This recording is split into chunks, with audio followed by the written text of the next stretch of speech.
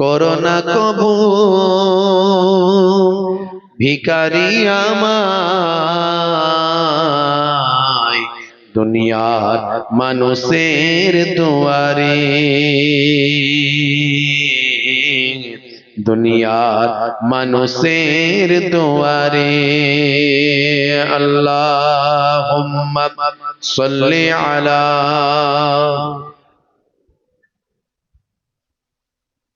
ওয়া আলা আলি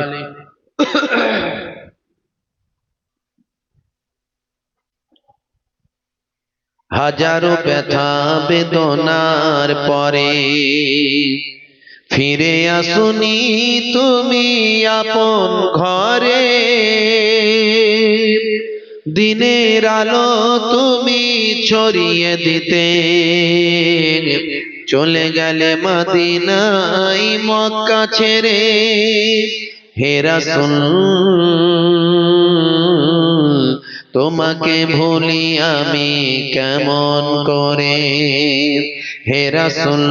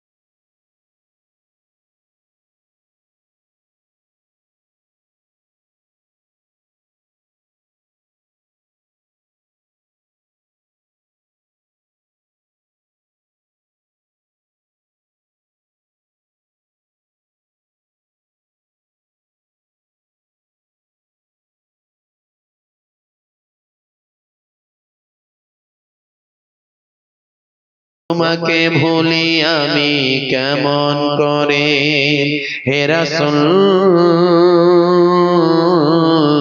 তোমাকে ভুলি আমি কেমন করে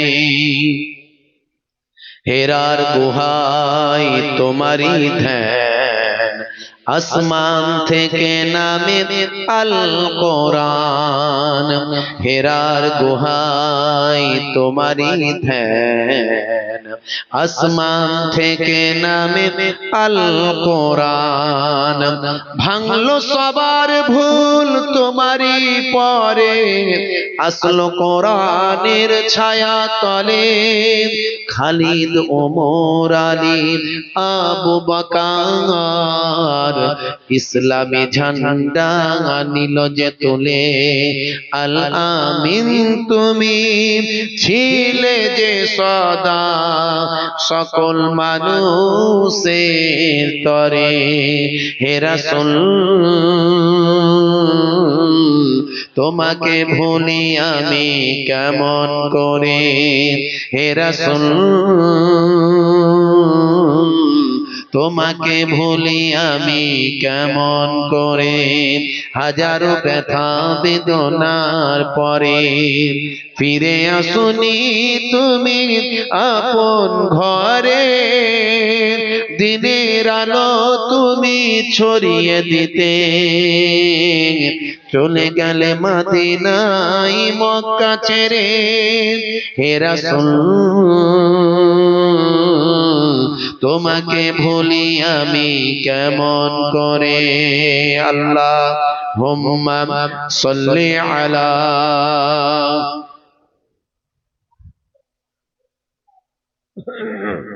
ওয়া আলা আলিহি وقال الله تعالى في كلامه المجيد والفرقان الحميد ولا تقولوا لمن يقتل في سبيل الله أموات بل أحياء ولكن لا تشعرون وقال الله تعالى أيضا في كتابه মুখবিরান ওয়া রামাইতা ইয রামাইতা ওয়ালাকিন্নাল্লাহ রামা وقال النبي صلى الله عليه وسلم من تمسك بسنتي عند فساد أمتي فله أجر 100 شهيد إلى آخر الحديث أو كما قال عليه الصلاة والسلام শ্রদ্ধেয় সম্মানীয় আজকের সভার সভাপতি, সামনে উপবিষ্ট আমার দিন দরদি ইসলাম দরদি আমার ভাইরা বাপজিরা, তরুণ যুবকেরা, স্নেহের বাচ্চারা, পর্দার আড়ালে আমার জননী মায়েরা বোনেরা আছেন, মাইক্রোফোনের আওয়াজে কান লাগিয়ে আছেন, জাতি ধর্ম বর্ণ নির্বিশেষে শ্রোতা বন্ধুরা আছেন, প্রত্যেককে আমি মোহেবুল্লাহ হুসাইনি আমার আন্তরিক সালাম শুভেচ্ছা ভালোবাসা জ্ঞাপন করি।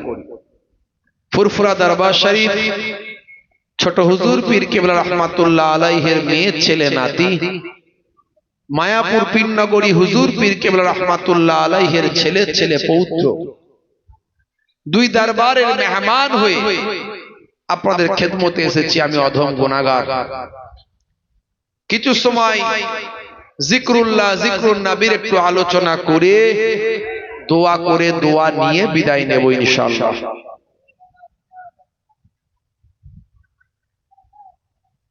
একটু আওয়াজটা কম করতে হবে বাদিকে, যারা বাবুর্চিখানায় আছেন একটু আওয়াজটা কম করতে হবে।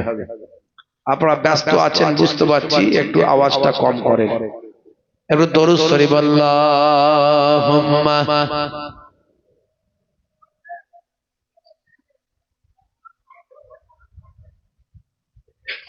وعلى آل سيدنا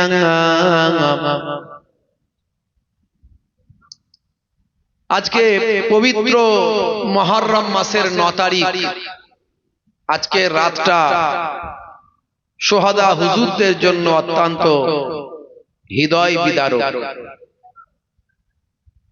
আজকের রাতটা ছিল কারবালা ময়দানে ইমাম হুসাইন রাদিয়াল্লাহু তাআলা আনহুর শেষ রাত। বুঝতে পারছেন, ইমাম হুসাইন রাদিয়াল্লাহু তাআলা আনহু যদি চাইতেন, একবার যদি দোয়া চাইতেন, আল্লাহর আরশে দোয়া কবুল হতো। কারণ বড় পীর সাহেবের দোয়া কবুল হয়েছে, খাজা গরিব নওয়াজের দোয়া কবুল হয়েছে, আহমদ সেনহিন্দি মুজাদ্দিদ আল-ফিসানি হুজুরের দোয়া কবুল হয়েছে, নিজামউদ্দিন আউলিয়া হুজুরের দোয়া কবুল হয়েছে, আমার দাদা হুজুরের দোয়া কবুল হয়েছে, আমার 5 হুজুর কেবলার দোয়া কবুল হয়েছে, বসিরাট আল্লামা হুজুরের দোয়া কবুল হয়েছে, আমার পীরনগরী হুজুরের দোয়া কবুল হয়েছে। আর ইমামে হুসাইন রাদিয়াল্লাহু তাআলা আনহুর দরজা এই সমস্ত আল্লাহর ওলিদের থেকে উপরে না নিচে? জোরে বলেন, অনেক উপরে। এই একটু আওয়াজ কম করো বাবু, তোমরা খাওয়া দাওয়া শুরু করে দিলে নাকি? তাহলে ওয়াজ শেষ করে দেবো, ওয়াজ শেষ করে দেবো। এই কমিটির ছেলে কই? হ্যাঁ হ্যাঁ হ্যাঁ,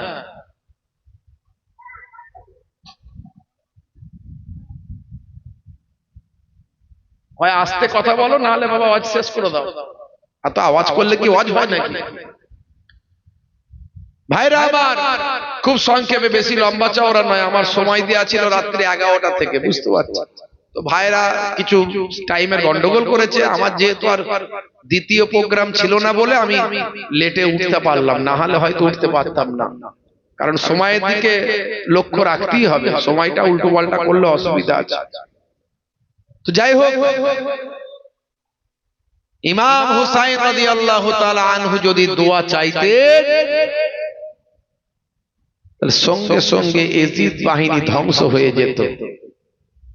কিন্তু নানা জান আগেই বলে দিয়েছেন, ভাই হুসাইন তুমি আসার আগে, দুনিয়া ছেড়ে বিদায় নিয়ে আসার আগে তোমার উপরে অনেক মুসিবত আসবে, নাসাবারি করবে না, ধৈর্য হারা হয়ে যাবে না, সবর করবে, কারণ তোমাদের দেখিয়ে কাল কিয়ামতের দিনে আমি রাসূলুল্লাহ সাল্লাল্লাহু আলাইহি ওয়াসাল্লাম আমার কোটি কোটি গুনাহগার উম্মতীদের নাজাত করিয়ে নেব।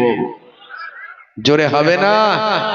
তাহলে হুজুররা শহীদ হয়েছেন আমাদের জন্য, আমাদের মুক্তির জন্য তারা শহীদ হয়েছে। আর আমরা তাদের জন্য কি করতে পারছি বলুন? কি করতে পারছি? তাদের আদর্শকে গ্রহণ করতে পেরেছি? তাদের চরিত্র কি কি নিতে পেরেছি? তাদের দেখানো পথে কি পরিপূর্ণ চলতে পারছি? তারা ইসলামের জন্য যে খেদমত দিয়েছে সেই খেদমত কি আমরা গ্রহণ করতে পেরেছি? কিছু মানুষ এই মুহররম মাস আসলেই দেখবেন তাজিয়া বের করে, লাঠি খেলে, অস্ত্র নিয়ে, তলোয়ার নিয়ে, ছুরি নিয়ে গায়ে হাতে মারে, বুঝতে পারছেন? হ্যাঁ, তারপর আবার ডিজে বের করে, 10ই মুহররম ডিজে বের করে, রাস্তাঘাটে ছোটাছুটি করে, হাই হাসান হাই হোসেন। তারা মনে মনে করে আমরা মনে হয় সোহাদা হুজুরদের খুব ভালোবাসা দেখাচ্ছে। কারবালা ময়দান তো তখন হয়েছে, এখন হাই হাসান হাই হোসেন করে রাস্তায় ছুরি নিয়ে দৌড়দৌড়ি করে এতে ভালো হচ্ছে না খারাপই হচ্ছে। অমুসলিম ভাইরা মনে মনে করছে ইসলাম ধর্ম মনে হয় এটাই। আমরা যেরকম ওনাদের ওই যে কি বলে না, রামনবমীতে ছুরি ছুরি নিয়ে বেরোচ্ছে, দেখছেন না এখন রামনবমীতে ছুরি তলোয়ার নিয়ে সব বেরোচ্ছে, হ্যাঁ, ডিজে ফিজে বাজিয়ে। তাহলে এদেরও মনে হয় ওই রকম একটা রামনবমীর মতো দিন আছে, এরা ওই বছরে একবার হাই হাসান হাই হোসেন করবে আর ছুরি নিয়ে ডিজে ফিজে নিয়ে বেরোবে, এরা মনে হয় এটা ইসলাম। অথচ এই কাজটা যারা করে এরা হলো মুসলমানদের পার্সেন্টেজ অনুযায়ী 1% কি 2% হবে না, কিন্তু এরা এত হইচই করে লোকে মনে হয় এটাই ইসলাম মনে হয়। কোথায় পেয়েছো এগুলো? কোথায় পেয়েছো? ইমাম হুসাইনকে কি 98% মুসলমান কি ভালোবাসে না? তোমরা 2% মুসলমান কি শুধু ভালোবাসো? ভালোবাসা ওইভাবে দেখিয়ে হয় না। কারবালা ময়দান তখন হয়েছে, তখন যদি পারতে তলোয়ার নিয়ে বেরোতে, এজিদ বাহিনীর সঙ্গে লড়াই করতে, ঠিক ছিল, ওটা ভালোবাসা হতো। এখন ভালোবাসা দেখাবে কি করে? এখন ভালোবাসা দেখাতে হলে তাদের আদর্শ মেনে চলতে হবে, যে জন্য তারা শহীদ হয়েছেন সেই নীতি আদর্শকে গ্রহণ করতে হবে। তাদের জন্য সাদাকা করতে হবে, তাদের আলোচনা মানুষের কাছে ছড়িয়ে দিতে হবে, তাদের জন্য বেশি বেশি নামাজ পড়তে হবে, তাদের জন্য রোজা রাখতে হবে। এইগুলো হলো ভালোবাসার নিদর্শন। হে তরুণ যুবকেরা, হে আমার বন্ধুরা, শুনে রেখে দিন বাবা, জেনে রেখে দেন হে মুসলমান, লম্বা চওড়া আলোচনা নয়, খুবই সংক্ষেপ করে বলবো। মাশাআল্লাহ, শুহাদা হুজুরদের আলোচনা আপনারা হয়তো অনেক শুনেছেন, আমি সামান্য একটু টাচ দিচ্ছি, কারণ আজকের রাতটা হলো অত্যন্ত গুরুত্বপূর্ণ রাত। হে তরুণ যুবকেরা, হে আমার বন্ধুরা, হযরতে জিবরাইল আলাইহিস সালাম মানুষের সূরত ধরে আল্লাহর নবীর কাছে এসে সালাম দিয়ে বসলেন, আসসালামু আলাইকুম ইয়া রাসূলুল্লাহ ইয়া হাবিবাল্লাহ। হে তরুণ যুবকেরা, হযরতে জিবরাইল আলাইহিস সালাম আল্লাহর নবীর একজন সাহাবীর চেহারা ধরে এসেছিলেন। যে সাহাবীর চেহারা ধরে এসেছিলেন সেই সাহাবীর নাম হলো দাহিয়াতুল কলবি সাহাবী। হে তরুণ যুবকেরা, হে আমার বন্ধুরা, হে আমার মুরব্বিয়ানিরা, শুনে রেখে দিন বাবা, ওই দাহিয়াতুল কালবি সাহাবী আল্লাহর নবীর কাছে যখন আসতেন, হযরত ইমাম হাসান, হযরত ইমাম হুসাইন রাদিয়াল্লাহু তাআলা আনহুমা হুজুরদের জন্য একটু খাবার নিয়ে আসতেন পকেটে করে। এতটাই ভালোবাসা নবীর সঙ্গে হয়েছিল, যদি এতটাই মহাব্বত আল্লাহর নবীর সাহাবীদের সঙ্গে হয়েছিল, এতটাই মহাব্বত হযরত ইমাম হাসান ইমাম হুসাইনের জন্য হয়েছিল। বাচ্চাদের জন্য যদি খাবার দিতে দেরি হয়ে যেত, বাচ্চারা নিজেরাই গিয়ে ওই সাহাবীর পকেটে হাত গলিয়ে দিত। হে তরুণ যুবকেরা, হে আমার মুরব্বিয়ানেরা, কিন্তু হযরতে জিবরাইল ফেরেশতা তিনি তো আর জানেন না, তিনি ওই সাহাবীর চেহারা ধরে এসেছেন, কিন্তু পকেটে খাবার আছে না নাই? খাবার নাই। হে তরুণ যুবকেরা, বাচ্চারা দেরি করে না, কিছু সময় অপেক্ষা করে। নানা জানেন ওই সাহাবী এসেছেন, কিন্তু খাবার কেন আজকে দিচ্ছেন না? হয়তো সেদিনকারের মতো ভুলে গেছেন। সেদিনকারের মতো যখন কখনো কখনো ভুলে যান, তখন বাচ্চারা গিয়ে পকেটে হাত গলান। আজকে জিবরাইল ফেরেশতা পকেটে গিয়ে বাচ্চারা হাত গলিয়েছে। দেখেছেন বাচ্চাদের আল্লাহ কি তাকদীর। আল্লাহর সবচেয়ে গুরুত্বপূর্ণ ফেরেশতা হলেন হযরত জিবরাইল আলাইহিস সালাম, যিনি সমস্ত নবীদের কাছে ওহী নিয়ে এসেছেন। সেই জিবরাইল আলাইহিস সালামের পকেটে গিয়ে হাত গলিয়েছে। জিবরাইল ফেরেশতা একটু অবাক হয়ে গেছেন। আল্লাহর নবী বলছেন, ভাই জিবরাইল, আল্লাহ আপনাকে এত বড় ফেরেশতা বানিয়েছেন, বাচ্চাদের জন্য কিছু মনে করবেন না, বাচ্চারা আপনাকে চেনে না তো পকেটে হাত গলিয়ে দিয়েছে। বলে কি ব্যাপারটা হুজুর বলুন না। বলছে আল্লাহর নবী বললেন, ভাই জিবরাইল, তবে শোনেন, আমার একজন সাহাবী আছেন, তার নাম হলো দাহিয়াতুল কালবি। সেই সাহাবীর চেহারা ধরে আপনি এসেছেন। সেই সাহাবীর চেহারা ধরে আপনি এসেছেন, কারণ ফেরেশতারা যে কোনো সময় যে কোনো সূরা ধরতে পারে, আর জিনেরা জিন যে কোনো সময় যে কোনো সূরা ধরতে পারে। তো আমার নাতিরা তো চিনতে পারেনি আপনাকে, আপনার পকেটে হাত গলিয়েছে, ভাবছে নানা জানে সেই সাহাবী আসছে। হে তরুণ যুবকেরা, হে আমার বন্ধুরা, হে আমার মুরব্বিয়ানেরা, শুনে রেখে দিন বাবা, এমন সময় দেখতে পাওয়া যায় ফেরেশতা জিবরাইল আলাইহিস সালাম আল্লাহর নবীকে বললেন, ইয়া রাসূলুল্লাহ, হাবিবাল্লাহ, বাচ্চাদের একটু থামিয়ে রাখুন, অপেক্ষা করুন, আমি এখনই যাব, এখনই আসব, এখনই আপনার দরবারে ফিরে আসব। কয়েক মুহূর্তের মধ্যে জিবরাইল ফেরেশতা সেখান থেকে গায়েব হয়ে গেলেন। আবার কয়েক মুহূর্তের মধ্যে জিবরাইল ফেরেশতা সেখানে হাজির হয়ে গেলেন, সঙ্গে আনলেন টাটকা কিছু ফল নিয়ে ফিরলেন। আল্লাহর নবীকে বললেন, ইয়া রাসূলুল্লাহ, হাবিবাল্লাহ, আপনি বাচ্চাদেরকে আমার সামনে একটু খাওয়ান, আপনার কোলে বসিয়ে একটু এই টাটকা ফলগুলো খাওয়ান। আমি একটু ফেরেশতা জিবরাইল আলাইহিস সালাম বাচ্চাদেরকে আপনার কোলে বসিয়ে এই ফলগুলো খাওয়া দেখতে চাই। আল্লাহর নবী হযরত ইমাম হাসান ইমাম হুসাইনকে ডাক দিলেন, ভাই হাসান, ভাই হুসাইন, সামনে বেরিয়ে আসো, আমার কাছে চলে এসো। নানা জানকে তারা বড্ড ভালোবাসতো, নানা জানো তাদের বড্ড ভালোবাসতেন। আল্লাহর নবী বলেছেন, আমি হুসাইন থেকে আর হুসাইন আমার থেকে, যে হাসান হুসাইনকে কষ্ট দিল সে যেন আমি রাসূলুল্লাহকে কষ্ট দিল। এই দুনিয়ার মানুষ শুনে রেখে দাও, আমি তোমাদের কাছে দুটো জিনিস রেখে দিয়ে গেলাম, তারাকতু ফীকুম মা ইন আখাযতুম বিহি লান তাদিল্লু কিতাবাল্লাহি ওয়া ইতরাতি আহলা বাইতি। আমি তোমাদের কাছে দুটো জিনিস রেখে দিয়ে গেলাম, একটা হলো আল্লাহর বাণী কোরআন মাজিদ, আর একটা হলো আমার আহলে বায়াত। জোরে হবে না? আরে জোরে হবে না? এই পাঁচজন হলেন আহলে বায়াত। বুঝতে পারছেন কে কে? আল্লাহর নবী, আম্মা জান ফাতেমাতুজ জোহরা রাদিয়াল্লাহু তাআলা আনহা, তিন নাম্বার শেরে খোদা আলী মুর্তজা কারামাল্লাহ ওয়াজহু, চার নাম্বার হযরতে ইমাম হাসান রাদিয়াল্লাহু তাআলা আনহু, পাঁচ নাম্বার হযরতে ইমাম হুসাইন রাদিয়াল্লাহু তাআলা আনহু। এই পাঁচজন হলেন আহলে বায়াত। এই পাঁচজনকে বলা হয় পাক পাঞ্জাতন। পাক পাঞ্জা, পাঞ্জা মানে পাঁচ, তান মানে বদন, পবিত্র পাঁচটা বদন। এই পাঁচজন হলেন আহলে বায়াত। বুঝতে পারছেন? হে তরুণ যুবকেরা, হে আমার বন্ধুরা, হে আমার মুরব্বিয়ানেরা, শুনে রেখে দিন বাবা,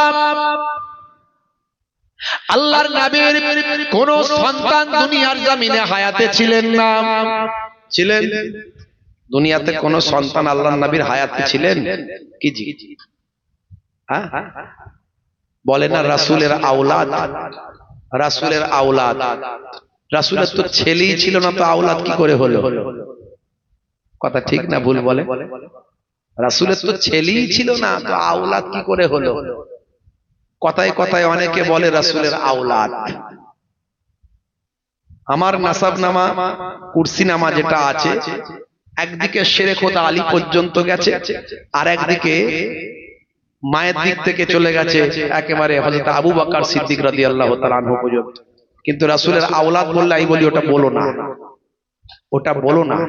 আল্লাহ রাব্বুল আলামিন ডাইরেক্ট কোরআন মাজিদে বলে দিয়েছেন, মা কানা মুহাম্মাদুন আবা আহাদিন মির রিজালিকুম ওয়ালাকিন রাসূলুল্লাহি ওয়া খাতামান নাবিয়্যিন। মুহাম্মদ সাল্লাল্লাহু আলাইহি সাল্লাম দুনিয়ার কোন পুরুষ মানুষের পিতা নন। আল্লাহ ডাইরেক্ট কোরআনে বলে দিয়েছেন। অর্থাৎ কেউ বলতে পারবে না যে আমি রাসূলের সন্তান, রাসূলের আওলাদ। আল্লাহ আওলাদ মানে সন্তান। পুরুষ মানুষরা কেউ বলতে পারবে না। রাসূলের কোন পুরুষ মানুষ কোন রাসূলের সন্তান ছিল না। মুহাম্মদ সাল্লাল্লাহু আলাইহি সাল্লাম হলেন কোন পুরুষ মানুষের পিতা নন। মা কানা মুহাম্মাদুন আবা আহাদিন মির রিজালিকুম ওয়ালাকিন রাসূলুল্লাহি ওয়া খাতামান নাবিয়্যিন। তিনি হলেন আল্লাহর রাসূল আর নবীদের মধ্যে শেষ নবী। জোরে বলুন সুবহানাল্লাহ। বুঝতে পারছেন? আহলে বায়াতের খানদান আপনি বলতে পারেন, আহলে বায়াতের খানদান। হে তরুণ যুবকেরা, হে আমার বন্ধুরা, হে আমার মুরব্বিয়ানেরা, শুনে রেখে দিন বাবা, হে মুসলমান একটু লক্ষ্য করুন, একটু খেয়াল করুন। এমন সময় আল্লাহর নবী দুই নাতিদের ডাকলেন, হে হাসান হে হুসাইন আমার কাছে এসো। নানা জানকে তারা ছোট্ট থেকে সব সময় লেগোটা থাকতো। আল্লাহর নবী সিজদায় যেতেন, দুই ভাই নানা জানের পিঠের উপর চেপে পড়তো।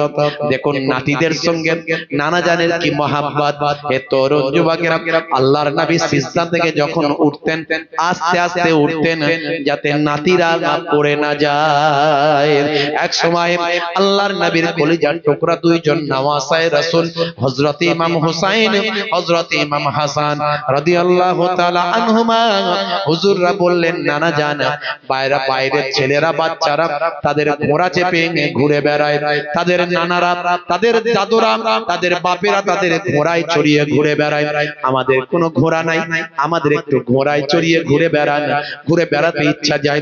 আমাদের একটা ঘোড়া কিনে দিন নানা জান, আমরা একটু ঘোড়ায় চাপতে চাই।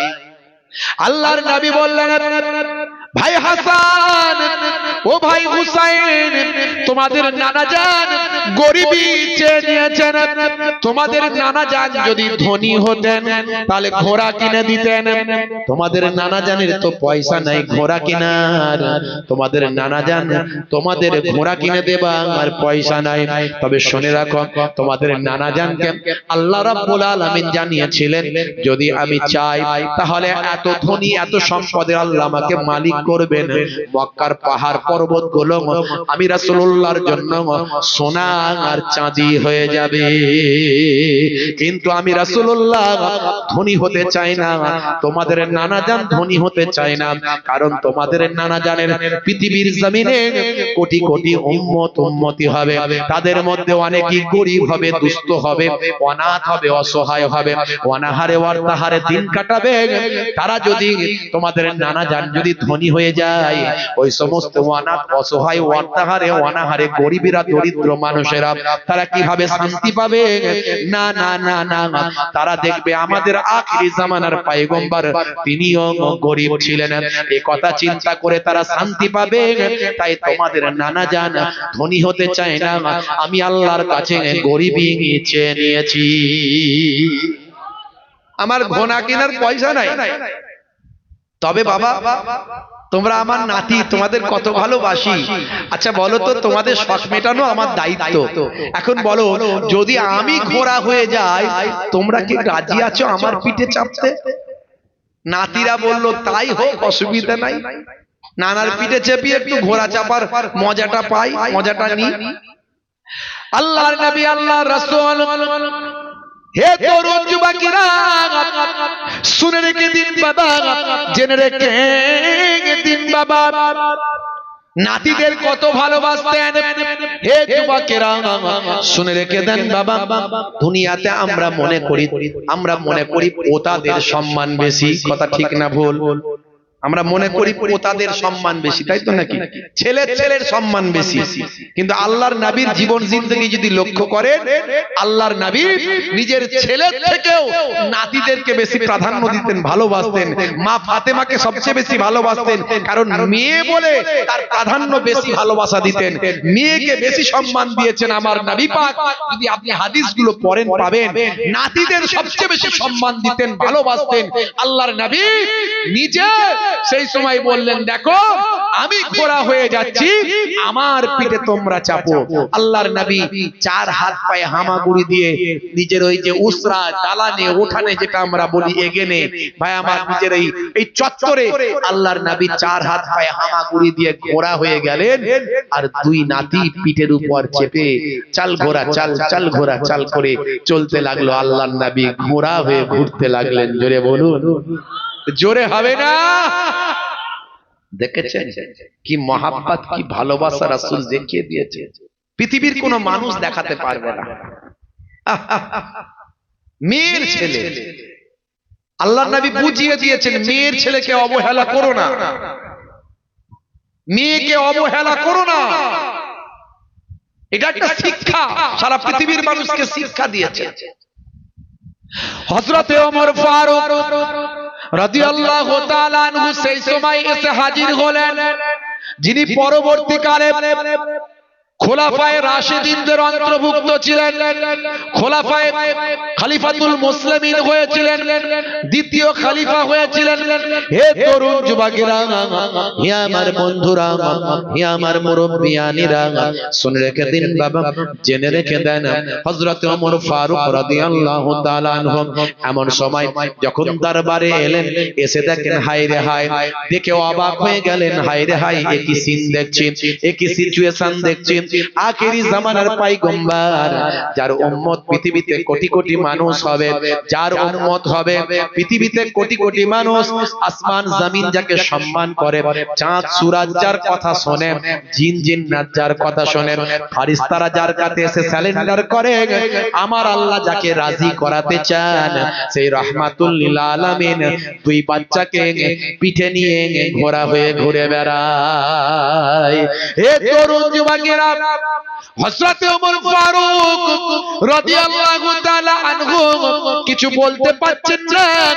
সেই সময় তিনি বললেন, হুজুর বেয়াদবি নেবেন না, বাচ্চারা তো ভালোই সওয়ারি পেয়েছে, বাচ্চারা তো বেশ ভালোই সওয়ারি পেয়েছে, একটু ঘুরিয়ে অন্যভাবে কথাটা বললেন। আল্লাহর নবীকে আল্লাহ কত জ্ঞান দিয়েছিলেন, সারা পৃথিবীতে জ্ঞানকে 100টা ভাগে ভাগ করে 99টা জ্ঞান আমার নবীকে দিয়েছিলেন, আর একটা জ্ঞান, একটা ইলম বিশ্ববাসীকে দান করেছিলেন। তাহলে আমার নবীর বিচক্ষণতা, আমার নবীর ইলম কত বেশি, একবার ভেবে নিন, কল্পনা করে নিন। হযরত ওমর ফারুক কি বলতে চাইছেন, সঙ্গে সঙ্গে আমার নবী ক্যাচ করলেন, করে বললেন, হে ওমর, কথাটা একতরফা বলে ফেললে, কথাটা ওয়ান সাইড বললে, ওয়ান সাইড কথা হয়ে গেল। শুধু সাওয়ারিটা ভালো বললে, যারা সাওয়ার হয়েছে তাদের কথা তো বললে না, যারা সাওয়ার হয়েছে তাদের কথা তো বললে না। আল্লাহর নবী বলেছিলেন, হে ওমর শোনো, শুধু সাওয়ারিটা ভালো নয়, বরং সাওয়ার যারা হয়েছে তারাও আল্লাহর দরবারে অনেক ভালো। জোরে হবে না? আরে জোরে হবে না? ফেরেশতা জিবরাইল আলাইহিস সালাম আল্লাহর নবীর সামনে এসে হাজির। টাটকা খাবার আল্লাহর নবী দুই জানুতে দুই ভাইকে বসিয়েছেন, একদিকে হযরত ইমাম হাসান, একদিকে হযরত ইমাম হুসাইন। আল্লাহর নবী নূরের চেহারা নিয়ে, নূরের হাত নিয়ে টুক টুক টুক টুক করে খাওয়াচ্ছেন। ফেরেশতা জিবরাইল আলাইহিস সালাম দাহিয়াতুল কালবির চেহারায় মানুষের সূরাতে সামনে বসে আছেন, এক দৃষ্টিতে বাচ্চাদের চেহারার দিকে তাকিয়ে আছেন। এমন সময় আল্লাহর নবী বললেন, ভাই জিবরাইল, কি এমন দেখছেন বাচ্চাদের দিকে? আল্লাহর নবীকে ফেরেশতা জিবরাইল আলাইহিস সালাম বললেন, ইয়া রাসূলুল্লাহ, হাবিবাল্লাহ, বাচ্চাদের খাওয়া দেখছি, বাচ্চাদের আল্লাহ কি সম্মান দিয়েছেন এটা ভাবছি, বাচ্চাদের আল্লাহ এত ইজ্জত দিয়েছেন এটা চিন্তা করছি, এই বাচ্চাদের আল্লাহ কত তাকবীর বুলন্দ করেছেন। এই বাচ্চারা দুনিয়ার জমিনে বসে আল্লাহর জান্নাতের টাটকা ফল আখিরি জামানার পয়গম্বরের নবীর হাতে বসে বসে খাচ্ছে। জোরে হবে না? আরে জোরে হবে না? কি সম্মান হযরত ইমাম হাসান, ইমাম হুসাইন রাদিয়াল্লাহু তাআলা আনহুমা।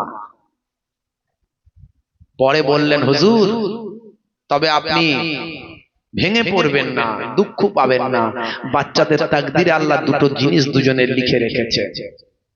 কি লিখে রেখেছেন? কি লিখে রেখেছেন? হে তরুণ যুবকেরা, ফেরেশতা জিবরাইল আলাইহিস সালাম সেই সময় বলেছিলেন, ইয়া রাসূলুল্লাহ, হাবিবাল্লাহ, আপনি ভেঙে পড়বেন না, নাসাবারি করবেন না, ধৈর্যহারা হয়ে যাবেন না। আমার আল্লাহ আপনার বাচ্চাদের দুই তাকদীরে দুজনে দুটো লিখে রেখেছেন। আপনার বড় নাতি হযরত ইমাম হাসান রাদিয়াল্লাহু তাআলা আনহুর তাকদীরে লেখা আছে, আপনার এই জালেম উম্মতেরা, আপনার এই নিষ্ঠুর উম্মতেরা আপনার বড় নাতিকে খেতে না দিয়ে, পান করতে না দিয়ে বিষ পান করিয়ে শহীদ করে দেবে। তিনি যখন শহীদ হয়ে যাবেন, তার সারা শরীরটা সবুজ হয়ে যাবে। এর বিনিময়ে আমার আল্লাহ জান্নাতে একটা সবুজ বর্ণের অট্টালিকা বানিয়ে রেখেছেন। আর আপনার ছোট নাতি হযরত ইমাম হুসাইন রাদিয়াল্লাহু তাআলা আনহু, তার তাকদীর আল্লাহ লিখে রেখেছেন, তাকেও আপনার জালেম উম্মতেরা, নিষ্ঠুর উম্মতেরা খেতে না দিয়ে, পান করতে না দিয়ে কারবালা ময়দানে সাপে খাবে, ব্যাঙে খাবে, ফোরাত নদীর পারে শত্রুরা খাবে, মিত্ররা খাবে, সবাই খাবে, জীবজন্তু খাবে, কিন্তু নবী আপনার খানদানকে খেতে দেওয়া হবে না। আপনার কলিজার টুকরা নাতি ইমাম হুসাইনকে পান করতে দেওয়া হবে না। আপনার ছোট নাতি হযরত ইমাম হুসাইনকে আপনার জালেম উম্মতেরা কারবালা ময়দানে পিপাসা অবস্থায় শহীদ করে দেবেন। তিনি যখন শহীদ হয়ে যাবেন, তার সারা শরীরটা লালে লাল হয়ে যাবে। এরই বিনিময়ে আমার আল্লাহ জান্নাতের ভিতরে একটা লোহিত বর্ণের, লাল বর্ণের অট্টালিকা বানিয়ে রেখেছে। আল্লাহর নবী বললেন, ভাই জিবরাইল, একই কথা আমাকে শোনালেন, একই বর্ণনা তুমি আমাকে দিলে, কি এমন অন্যায় করবে আমার নাতিরা যে আমারই জালেম উম্মতরা তাদের উপর এই অত্যাচার করবে, এইভাবে তাদের শহীদ করবে? হযরত জিবরাইল ফেরেশতা সেই সময় বলেছিলেন, ইয়া রাসূলুল্লাহ ওয়া ইয়া হাবিবাল্লাহ, আপনি ভেঙে পড়বেন না, কারণ আপনার ওই দুই নাতিকে দেখিয়ে কাল কিয়ামতের দিনে আপনি আপনার কোটি কোটি গুনাহগার উম্মত উম্মতিদের নাজাত করাতে পারবে। জোরে হবে না? আল্লাহর নবী সবর করে নিলেন। উম্মতকে নবী কত ভালোবাসতেন, যে নিজের কলিজার টুকরা যে নাতিদেরকে এত ভালোবাসেন, সেই নাতিদের শাহাদাত বরদাস্ত করে নিলেন উম্মতের নাজাতের জন্য। আল্লাহ বলে দিয়েছেন, আপনি আপনার কোটি কোটি গুনাহগার উম্মত উম্মতিদের নাজাত করাতে পারবেন আপনার নাতিদের সেদিন দেখি। নবী সবর করে নিলেন, ধৈর্য ধারণ করে নিলেন। সেই উম্মত আজকে আমাদের ভাবুন, সেই উম্মত আজকে নবীর আখলাক আমাদের কোথায়? আজকে রাসূলের চরিত্র, রাসূলের নির্দেশনা, শোহাদা হুজুরদের আখলাক, আজকে মুসলমান নামাজ পড়ে না, মুসলমান নামাজ পড়ে না, মিথ্যা কথা বলে, সুদ খায়, ঘুষ খায়, চিটিংবাজি করে, কালোবাজারি করে। রাগ করবেন না, এক ভাই আরেক ভাইকে হত্যা করে, মারে, খুন করে, গীবত করে, চগলখড়ি করে, গাল দেয়, ভাষা খারাপ করে। নবীর আখলাক কই? যে উম্মতকে নাজাতের জন্য আল্লাহর নবী এত বড় ত্যাগ স্বীকার করলেন। মুসলিম তুমি নামে হলে আজ কামে হলে না ভাই, মুসলিম দেখো অপরাধে লিপ্ত কেন হয়, মুসলিম তুমি কোরআন হাদিস পড়তে জানো না, মুসলিম তুমি মসজিদেতে নামাজ এলে না, মুসলিম তুমি নামে হলে আজ মুসলিম তুমি নামে, মুসলিম এলে ন্যায়ের পথে সমাজে বদলাবে রে, সমাজে বদলাবে। মুসলিম তুমি নামে হলে আজ কামে হলে না ভাই, মুসলিম দেখো অপরাধে লিপ্ত কেন হয়, বোমে বারুদে নেশার থালায় হবে না কারো সাথী, সালাউদ্দিন আর পাগলের তুমি যে উত্তরসূরি, ব্যঙ্গ কার্টুনে ব্যঙ্গ সিনেমায়, ব্যঙ্গ কার্টুনে ব্যঙ্গ সিনেমায় নবীর সম্মান কমে না, গুগল সার্চে সেরা মনীষী খুঁজে দেখো না। আজকে আমরা যদি সেই নবীর সঠিক উম্মত হতে পারতাম, পৃথিবীর মানুষ আমাদের স্যালুট করত, আমাদেরকে কেউ লাঞ্ছিত, বঞ্চিত, অপমানিত করতে পারত না। আজকে যেখানে ফিলিস্তিনের মানুষগুলোকে মেরে মেরে মেরে মেরে শেষ করে দেওয়া হচ্ছে, প্রায় 60,000 মানুষকে শাহাদাতের পেয়ালায় পানি পান করেছে, ফুলের মতো ছোট্ট ছোট্ট শিশুগুলো, আরে হাই রে হাই, ফুলের মতো ছোট্ট ছোট্ট শিশুগুলো, তাদের নির্মম অবস্থা দেখলে আপনার চোখ ফেটে পানি বেরোবে। অথচ পৃথিবীতে প্রায় 60খানা মুসলিম দেশ আছে, একটা দুটো নয়, 60টা মুসলিম দেশ। এদের লড়াই করতে হতো না, এরা যদি শুধু ওই জালেমদেরকে শুধু বয়কট করত, ওদের ব্যবসা বাণিজ্য লেনদেন সব দেশে ঢুকবে না, এক্সপোর্ট ইম্পোর্ট সব বন্ধ, শুধু এটুকু যদি করত, ওই জালেমরা ঠান্ডা হয়ে যেত। মুসলিম দেশগুলো সেটা করেনি। কেমন নবীর উম্মত, ভাবলে লজ্জা লাগে, ভাবলে লজ্জা লাগে। আপনারা দেখেছেন এই কয়েকদিন আগে একজন নেতা শ্রমিক ভট্টাচার্য, সে বলেছে মুসলমানদেরকে আমরা তলোয়ার নিতে বারণ করব, তলোয়ার ছেড়ে দিয়ে, ইট ঢিলা পাথর ছেড়ে দিয়ে আমরা কলম ধরাতে চাই, বই ধরাতে চাই। এখন বলছে এসব কথা, মুসলমানদের কি বই ধরাবি, কলম ধরাবি? 1450 বছর আগে কোরআনে যখন অবতীর্ণ হয়েছিল কোরআন মাজিদ, কোরআনের প্রথম অক্ষরটা, প্রথম শব্দটা, প্রথম আওয়াজটা, প্রথম ভলিউমটা যেটা ছিল, সেটা হলো ইকরা, অর্থাৎ পড়ো। জোরে বলুন সুবহানাল্লাহ। কিন্তু দুর্ভাগ্য, মুসলমান আমরা পড়ো না ছেড়ে দিয়ে, আমরা নবীর আদর্শ ছেড়ে দিয়ে, আমরা কলম ছেড়ে দিয়েছি বলে আজকে আমাদের এই হালটা হয়েছে। এখনো শিক্ষা থেকে আমরা অনেক পিছিয়ে আছি, এডুকেশন থেকে এখনো অনেক পিছিয়ে আছি, তবে আলহামদুলিল্লাহ আগের থেকে অনেক এগিয়েছে। এবারেও জয়েন্টে চান্স পেয়েছে মুর্শিদাবাদে প্রায় 250 জনের কাছাকাছি, কম বেশি।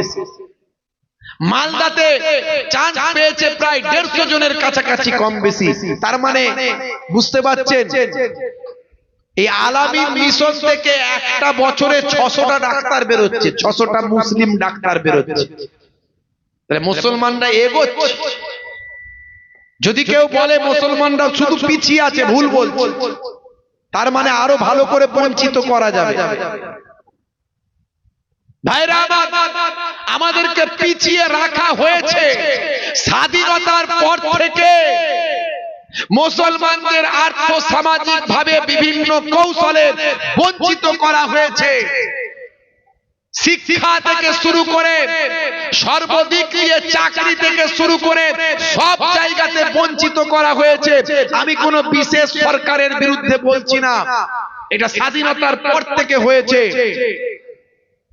সংখ্যালঘুদের মূল স্রোতে আনার দায়িত্ব ছিল প্রশাসনের, সরকারের, কিন্তু তারা যদি বঞ্চিত করে, শুধু আমি পশ্চিমবঙ্গের কথা বলছি না, সারা ভারতবর্ষের কথা বলছি। সারা ভারতবর্ষে 20% কম বেশি মুসলমান আছে। পশ্চিমবঙ্গে প্রায় 35%, 40% মুসলমান আছে। মারপিট যখন করে, এই শ্রমিক ভট্টাচার্যের কথা বলছে 90% মুসলমান মারছে আর মরছে। বলেছে না বলেন? একদম বাস্তব কথা বলেছে। মারামারিতে ফার্স্ট, তবে মুসলমান শখে মারামারি করেনি, এদেরকে মারামারিতে করানোর কাজে লাগানো হয়। এই যে মন্তেশ্বরে সিদ্দিকুল্লাহ চৌধুরী সাহেবের গাড়ি ভাঙচুর করেছে তার দলেরই লোকেরা, এখানে গোষ্ঠীদ্বন্দ্ব তার দলের লোকেরাই করেছে। ভিডিও ফুটেজে দেখছি বোরকা পরে মহিলারা বেরিয়েছে ঝাঁটা নিয়ে, দেখবেন ভিডিও ফুটেজে বোরকা পরে, মুখটাও বাঁধা। তাহলে সেই বোরকা পরা মহিলা কি বাইরে ঝাঁটা নিয়ে বেরোনোর লোক, না ওদেরকে বের করা হয়েছে? ঝাঁটা নিয়ে বেরোতে হবে, না হলে তোমার বিপদ আছে। মুসলমানদেরকে ফুটবল হিসেবে ব্যবহার করেছে। স্বাধীনতার পর থেকে একই জিনিস করে যাচ্ছে। কেউ বলছে না যে তোমরা শিক্ষায় এগিয়ে আসো, তোমাদের জন্য সংরক্ষণ দেওয়া হচ্ছে। পার্সেন্টেজে 35%, 40% মুসলমান পশ্চিমবঙ্গে আছে, কিন্তু চাকরিতে দেখুন 2%ও নাই। 100 জনের 2 জনও চাকরি পাচ্ছি না আমরা। জেলে গিয়ে দেখুন, থানায় গিয়ে দেখুন, 100 জনের 70 জন 80 জন আমরা ওখানে আছি। থানাতে 100 জনের 80 জন, জেলেতে 100 জনের 80 জন। কেন? নিজের ভালো যদি নিজে না বুঝি, কেউ বুঝবে না, সবাই ফুটবল হিসাবে ব্যবহার করবে। তাই মুসলমান আমাদের বুঝতে হবে, আমাদের কেউ ভালো চায় না, কেউ ভালো চায় না আমি বলবো, সবাই ব্যবহার করেছে।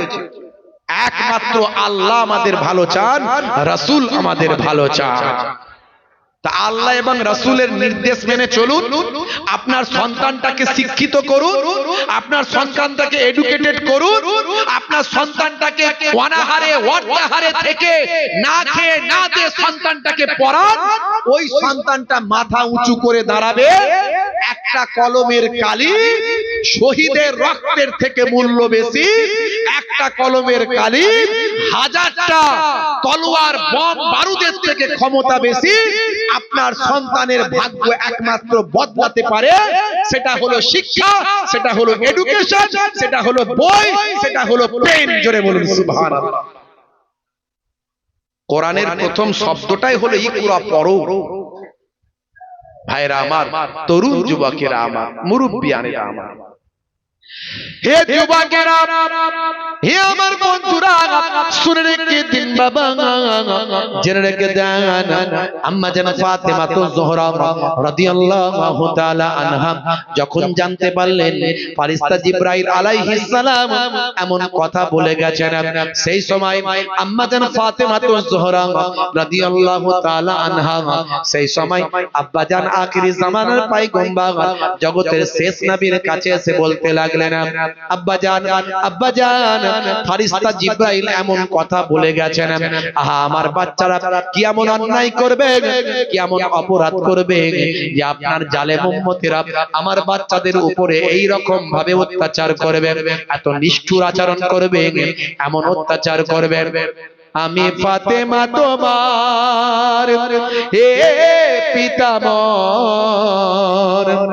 আমি ফাতেমা তোমার হে পিতামর, কি কথা আমায় তুমি শোনালে, করবে কি ভুল ক্ষমা নাই যার, হাসান হুসাইনের জীবনে, হাসান হুসাইনের জীবনে, ও হাসান হুসাইনের জীবনে। আল্লাহ নবী বললেন, ও বেটি ফাতেমা সবর, সবর, ধৈর্য ধারণ করো। আল্লাহ রাব্বুল আলামিন জানিয়ে দিয়েছেন, তোমার বাচ্চাদের দেখে কাল কিয়ামতের দিনে আমি আমার কোটি কোটি গুনাহগার উম্মত উম্মতিদের নাজাত করাতে পারবো। আল্লাহর নবী আল্লাহ রাসূলের কথা শুনে বেটি ফাতেমা, আম্মা জান ফাতেমাতুজ যোহরা রাদিয়াল্লাহু তাআলা আনহা সেই সময় সবর করে নিলেন। আল্লাহর নবীর বেটি ফাতেমা সেই সময় বললেন, আব্বা জান আপনি সবর করতে বলছেন, আমি সবর করে নিচ্ছি, তবে একটা কথা জানতে চাই, চোখ ভরা পানি বুক ভরা বেদনা নিয়ে এই রকম কঠিন মুসিবত যখন আমার বাচ্চাদের উপর আসবে, সেই সময় কি আপনি আখিরি জামানার পয়গম্বর আপনি হায়াতে থাকবেন? হে তরুণ যুবকেরা, আল্লাহর নবী বললেন, ও বেটি ফাতেমা সেই সময় আমি আখিরি জামানার পয়গম্বর, তোমার বাচ্চাদের নানাজাত আমি সেই সময় হায়াতে থাকবো না। আল্লাহর নবীর কলিজার টুকরা কন্যা সেই সময় বললেন, চোখ ভরা পানি বুক ভরা বেদনা নিয়ে বললেন, আচ্ছা আব্বাজান, তাহলে আপনার জামাতা আসাদুল্লাহিল গালিব শেরে খোদা আলী মুর্তজা ওই বাচ্চাদের আব্বাজান কে দুনিয়ায় থাকবেন না? না না না, ও বেটি ফাতেমা, তোমার সওহার তোমার স্বামী আমার জামাতা আসাদুল্লাহিল গালিব শেরে খোদা আলী মুর্তজা সেই সময় হায়াতে থাকবেন না। আম্মা জান ফাতেমাতুজ যোহরা রাদিয়াল্লাহু তাআলা আনহা টুকরে কেঁদে উঠে বলতে লাগলেন, সেই সময় কি তাহলে আমি মা ফাতেমা, বাচ্চাদের মা ফাতেমা, আমি ফাতেমা সেই সময় কি দুনিয়াতে থাকব? আল্লাহর নবী সেই সময় বললেন, ও বেটি ফাতেমা, না না না, ও আমার কলিজার টুকরি ফাতেমা, সেই সময় তুমিও দুনিয়ার জমিনে থাকবে না। হে তরুণ যুবকেরা, বেটি ফাতেমা সেই সময় চোখ ভরা পানি নিয়ে বললেন, ইয়া রাসূলুল্লাহ ওয়া ইয়া হাবিবাল্লাহ, ও আমার আব্বাজান, তাহলে আমার বাচ্চাদের উপর এই কঠিন মুসিবত যখন আসবে, এত মুসিবত যখন আসবে, এত অত্যাচার যখন নেমে আসবে, আমার সন্তানরা যখন শহীদ হয়ে যাবে, সেই সময় আমার বাচ্চাদের জন্য কে একটু শোক মানাবে, কে একটু চোখের পানি ফেলবে, কে একটু তাদের জন্য কাঁদবে, কে একটু তাদের কথা ভাববে, কে একটু তাদের কথা মনে পড়ে চোখের পানি ফেলবেন? আল্লাহর নবী বললেন, বেটি ফাতেমা সবার পর ধৈর্য ধারণ করো, তোমার বাচ্চাদের জন্য কাল কিয়ামত পর্যন্ত আমার কোটি কোটি উম্মত উম্মতি, আমার আশিক আমার ভালোবাসার কোটি কোটি উম্মত উম্মতি কাল কিয়ামত পর্যন্ত চোখের পানিতে বুকটা ভাসিয়ে দেবে। আল্লাহর নবীর কলিজার টুকরা নওয়াসে রাসূলরা তারা শহীদ হয়েছিলেন 49 হিজরি, 45 বছর বয়স, জীবনের শেষ দিন হযরত ইমাম হাসান রাদিয়াল্লাহু তাআলা আনহুকে শেষবার বিষ পান করানো হয়েছিল। মুহাব্বতের মুরিদানরা সব ঘিরে রেখেছিল যাতে করে কেউ বিষ না পান করাতে পারে। বুঝতে পারছেন? তারই মাঝখানে একটু হয়তো কারো সবাই চোখটা লেগে গিয়েছিল, কেউ কুজো বদলে দিয়েছে, কিংবা ওই কুজো মানে কলসি, ওই কলসিতে কেউ বিষ মিশিয়ে দিয়েছে, বা কুজোটা কলসিটা বদলে দিয়েছে, কারণ সিল করা ছিল যাতে করে কেউ বিষ না মেশাতে পারে। মেশানোর কথা নয়, কিন্তু তারপরেও যে কোনো ভাবে মিশিয়ে দেওয়া হয়েছিল। এই সমস্ত ঘটনাগুলোকে নিয়ে অনেকে অনেক রকম ভাবে বেনিয়ে বিভিন্ন রং তামাশা করে একেবারে একটা গল্প করে সুন্দর করে তুলে ধরে। এটা ঠিক নয়। নবীর নাতিদের নিয়ে এইভাবে অতিরঞ্জিত করা ঠিক নয়। একেবারে যেটা ইতিহাস সেটা বলতে হবে, উল্টো পাল্টা বাজে কথা বলে লাভ নাই। যা তার কথা যে সে লিখেছে, যে সে এই যে বিষাদ সিন্ধু, এই যে উপন্যাস, প্রেম কাহিনী সব করে দিয়েছে, নবীর নাতিদেরকে নিয়ে প্রেম কাহিনী বানিয়ে ফেলেছে। বুঝতে পারছেন কত বড় বিয়াদব সব? নবীর নাতিদেরকে নিয়ে পরিহাস করে ঠাট্টা করেছে, বিভিন্ন ভাবে অশ্লীল ভাবে তাদের বক্তব্য তুলে ধরেছে। আসলে এগুলো ইতিহাস নয়, এগুলো সব মিথ্যা কল্প কাহিনী। যোগ্য যোগ্য ভাই আমার, ঐতিহাসিকদের ইতিহাস আপনাকে জানতে হবে। আকবর শাহ খান নাজিবাবাদের লেখা তারিখুল ইসলাম এই কিতাবের মধ্যে লেখা আছে যে ঘটনা আমি বলছি ভাইরা আমার, আল্লামা সায়ুতির লেখা ইতিহাস, সেই ঘটনা আমি বলছি আপনাদের কাছে। ভাইরা আমার, জীবনের শেষ রাত, একটু চোখটা লেগে গেছে, মহাব্বতের মুরিদানরা বসে আছে, হঠাৎ করে চোখ খুলে বললেন, ভাইরা আমার, বাবাজিরা আমার, মুরিদানেরা, আমি একটা স্বপ্ন দেখলাম। হে তরুণ যুবকেরা, হযরত ইমাম হাসান রাদিয়াল্লাহু তাআলা আনহু জীবনের শেষ রাত স্বপ্ন দেখলেন। মহাব্বতের মুরিদানদের বললেন, বাবারা বাবারা বাবারা, এখনই আমি আমার নানা জানকে স্বপ্ন দেখলাম। নানা জান জান্নাতের ভিতরে একটা কুরসিতে বসে আছেন, পাশে বসে আছেন আব্বা জান হযরতে শেরে খোদা আলী মুর্তজা কারামাল্লাহু ওয়াজহু, পাশে বসে আছেন হযরতে আম্মা জান ফাতেমা জোহরা রাদিয়াল্লাহু তাআলা আনহা। নানা জান ডাকছেন, ভাই হাসান, ভাই হাসান, আর কতদিন দুনিয়ার জমিনে থাকবে? এসো এসো, আল্লাহর জান্নাতে চলে এসো, নানা নাতি একসঙ্গে বসবাস করি।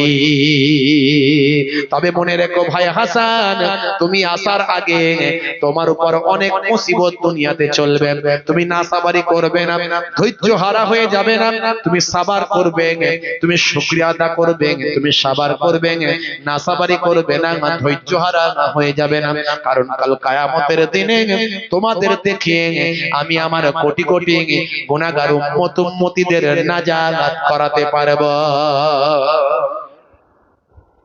মহাব্বতের মানুষেরা চোখ ভরা পানি দিয়ে হুজুরের মুখে ঘটনা শুনলেন, স্বপ্নের কথা শুনলেন। হুজুর বললেন, বাবারা বড় পিপাসা লেগেছে, একটু পানি পান করাও। মহাব্বতের এক মুরিদ ছুটে গিয়ে কুজোর সিল কেটে, কলস কুজো তার সিলটা কেটে পানি দিলেন, একেবারে পরিষ্কার পানি। কারণ সিল করা গালা দিয়ে সিল করা জায়গা থেকে পানি দেয়া হচ্ছে, এখানে বিষ থাকার কোনো কারণ নাই, পরিষ্কার পানি দিলেন। হুজুর পানিটা যখন পান করলেন, কলিজাখানা ফেটে গেল, ভিতরটা জ্বলে পড়ে গেল। আহারে, কি পানি পান করালে বাবা, কি পানি পান করালে বাবা, কি পানি পান করালে বাবা, আমার কলিজাখানা ফেটে যায়, আমার ভিতরটা জ্বলে যায়। প্রত্যেকবারে বিষ পান করে আমি আমার নানা জানের রওজা মোবারক পর্যন্ত গিয়েছি, নানা জানের ওসিলা দিয়ে আল্লাহ তাআলার দরবারে দোয়া চেয়েছি। এবারে হয়তো আমি আমার নানা জানের রওজা পর্যন্ত আর যেতে পারবো না। তাড়াতাড়ি আমার ছোট ভাইকে খবর দাও, আমার ছোট ভাইকে তাড়াতাড়ি খবর দাও। তরপাতে শুরু করলেন, তরপাতে শুরু করলেন। মাছকে যেমন ডাঙায় ছেড়ে দিলে তরপাতে থাকে, ইমাম হাসান রাদিয়াল্লাহু তাআলা আনহু তরপাতে শুরু করলেন। মহাব্বতে মুরিদানরা কেঁদে জারে যান, কি করলাম আমরা, হাই হাই হাই হাই, কি করলাম আমরা। ইমাম হুসাইন বড় ভাইজান করে ছুটে এলেন। কে আপনাকে বিষ পান করালো বলুন, আমি বদলা নেব তার। ইমাম হাসান রাদিয়াল্লাহু তাআলা আনহু শেষ রাতের স্বপ্নের কথা ইমাম হুসাইন হুজুরকে বললেন, ভাই হুসাইন, যদি আল্লাহ আমাকে বাঁচিয়ে দেন আমি বোঝাপড়া করব, আর যদি আমি শহীদ হয়ে যাই আমি তাদের মাফ করে দেব। নানা জান বলেছেন, না সাবারি করো না, ধৈর্য হারা হয়ে যেও না, শোনো আমার নানি জানকে গিয়ে খবর দাও। যদি নানি জান অনুমতি দেন, নানি জান যদি অনুমতি দেন, আমার রওজাটা মদিনা শরীফে আমার নানা জানের পাশে করে দেবে। আর আমার নানি জান যদি অনুমতি না দেন, তাহলে আমার রওজাটা আমার আম্মা জানের পাশে জান্নাতুল বাকিতে করে দেবে। আল্লাহর নবীর কলিজার টুকরা নওয়াসায়ে রাসূল হযরত ইমাম হুসাইন রাদিয়াল্লাহু তাআলা আনহুর সামনে আল্লাহর নবীর বড় নাতি হযরত ইমাম হাসান রাদিয়াল্লাহু তাআলা আনহু শহীদি মওত বরণ করে দুনিয়া ছেড়ে বিদায় নিলেন। ইন্না লিল্লাহি ওয়া ইন্না ইলাইহি রাজিউন। আল্লাহর নবীর কলিজার টুকরা নাতি হযরত ইমাম হুসাইন ঝরঝর করে কাঁদতে কাঁদতে নানি জান আম্মা জান আয়েশা সিদ্দিকা রাদিয়াল্লাহু তাআলা আনহার কাছে গেলেন। তখন নানি জান হায়াতে ছিলেন। নানি জানকে গিয়ে সালাম দিয়ে বললেন, নানি জান আমার বড় ভাই জান আর দুনিয়াতে নাই, আমার বড় ভাই জান আপনাকে সালাম দিয়েছেন, আমার বড় ভাই জানকে বিস্ফান করানো হয়েছে, আমার বড় ভাই জান শহীদ হয়ে গেছেন এখনই। নানি জান শুনে বললেন, ঝরঝর করে কাঁদলেন, বললেন, তোমার বড় ভাই জান আমারই বড় ভাই জান, আরে আমার নাতি কিভাবে ইন্তেকাল করলো, আবার জানেমরা তাকে বিস্ফান করিয়ে দিল, আরে তোমার বড় ভাইজান বড় কষ্ট পেল, আহা বড় বড় বুকটা আমার ফেটে যাচ্ছে। ইমাম হুসাইন রাদিয়াল্লাহু তাআলা আনহু বললেন, নানি জান আমার বড় ভাইজান শেষ কথা একটা বলে গেছেন, আপনাকে সালাম দিয়েছেন, আর আপনি যদি অনুমতি দেন আমার বড় ভাইজানের রওজাটা নানা জানের পাশে করতে বলেছেন, আর যদি অনুমতি না দেন তাহলে আম্মা জানের পাশে জান্নাতুল বাকিতে কবরটা করতে বলেছে। হে তরুণ যুবকেরা, হে আমার বন্ধুরা, আম্মা জান আয়েশা সিদ্দিকা রাদিয়াল্লাহু তাআলা আনহা সেই সময় বলেছিলেন, তোমার বড় ভাই জানের রওজা তোমার নানা জানের পাশে হোক, এতে আমার কোনো আপত্তি নাই, কিন্তু তোমার নানা জান আমাকে বলে গেছেন আমার পাশে একটা জায়গা না ফাঁকা থাকবে, আমার পাশে আছে হযরতে আবু বকর সিদ্দিকের রওজা, আমার তার পাশে আছে হযরতে ওমর ফারুকের রওজা, আর তার পাশে একটা জায়গা ফাঁকা আছে আখিরি জামানায় ঈসা ইবনে মারইয়াম আলাইহিস সালাম, ঈসা নবীর পুত্র মারইয়াম আলাইহিস সালামের পুত্র ঈসা নবী আলাইহিস সালাম দুনিয়ার জমিনে আসবেন। তিনি এবারে যখন আসবেন তিনি আর নবী হয়ে আসবেন না, তিনি হবেন উম্মতে মুহাম্মাদী। হে তরুণ যুবকেরা, ঈসা নবী যখন আল্লাহর নবীর জীবনের দুনিয়ার জমিনে আসার আগে 500 বছর আগে এসেছিলেন, আজ থেকে 2000 বছর আগে কম বেশি ঈসা নবী যখন আমার নবী পাকের কথা, আখিরি জামানার পয়গম্বরের মান মর্যাদা সম্মানের কথা যখন জানতে পেরেছিলেন, তখন তিনি বলেছিলেন, হায় হায় আমি যদি সেই আখিরি জামানার পয়গম্বরের উম্মত হতে পারতাম, হায় হায় হায় ইয়া লাইতানি কুনতু মিন উম্মতে মুহাম্মাদিন। আল্লাহ রাব্বুল আলামিন ঈসা নবীর দোয়া কবুল করেছিলেন। ঈসা নবীকে চৌথা আসমানে তুলে নেওয়া হয়েছে, আর কিয়ামতের আগে দাজ্জাল যখন আসবে ঈসা নবীর আগমন ঘটবে, ঈসা নবীকে দাজ্জালকে ঈসা নবী ধ্বংস করবেন, দুনিয়াতে আবার ইসলাম প্রতিষ্ঠা হবে, শান্তি প্রতিষ্ঠা হবে, সারা পৃথিবীর মানুষ আল্লাহকে চিনবে, আল্লাহকে মানবে। ঈসা নবী দুনিয়াদারি করার পরে তিনি ইন্তেকাল করবেন, ইন্তেকাল করলে তার রওজাটা মদিনা শরীফে দয়ার নবীর রওজা মুবারকের পাশে হবে। একটা গজল বেরিয়েছে না, ওরে ও ভূমি মদিনার ভূমি, বেরিয়েছে না বাবা? হ্যাঁ, খুব চলছে। দুই দিকে দুই সাহাবী, হায় পেটখানে বিছখানে আমার নবী জিন্দা শুয়ে রয়। বলছে দুই দিকে দুই সাহাবী, নবী পাকের দুই সাহাবী কি দুই দিকে আছে না নবী পাকের দুই সাহাবী একদিকে আছে আর নবী পাক একদিকে আছে? যারা হজে গেছেন তারা দেখেছেন। এখানে হাজী সাহেব কেউ আছেন? হাত তুলতে পারে। হাজী সাহেব কেউ আছেন? হজ ওমরা হজে গেছেন? নাই আছেন? আপনি যখন রাসূলের রওজা জিয়ারত করতে গেছেন, প্রথমে বড় যে ছেঁদাটা গর্তটা ওটা আমার রাসূলের রওজা, কথা ঠিক না বল? তার পাশে আবু বকর সিদ্দিক হুজুরের রওজা লেখা আছে সব উপরে পড়ে, তার পাশে ওমর হুজুরের রওজা। তাহলে দুই দিকে দুই সাহাবী হলো কই? এই যে লিখেছে সেই তো ভুল লিখেছে, কথা ঠিক না ভুল? দুই দিকে দুই সাহাবী, বিছখানে আমার নবী জিন্দা শুয়ে রয়। তো নবী বিছখানে শুলেন কই? নবী তো এক ধারে শুয়ে আছে। মানুষকে ভুল কথা বলা হয়ে যাচ্ছে। একটা জায়গা ফাঁকা আছে, ওই জায়গাটা ঈসা নবীর রওজা হবে। তোমার জানাজান যদি না বলতেন আমার কোনো আপত্তি ছিল না। ইমাম হুসাইন বড় জামাত নিয়ে গিয়ে হযরতে হাসান রাদিয়াল্লাহু তাআলা আনহুকে আম্মা জান ফাতেমাতুজ জোহরা রাদিয়াল্লাহু তাআলা আনহার রওজার পাশে জান্নাতুল বাকিতে দাফন করলেন। হে তরুণ যুবকেরা,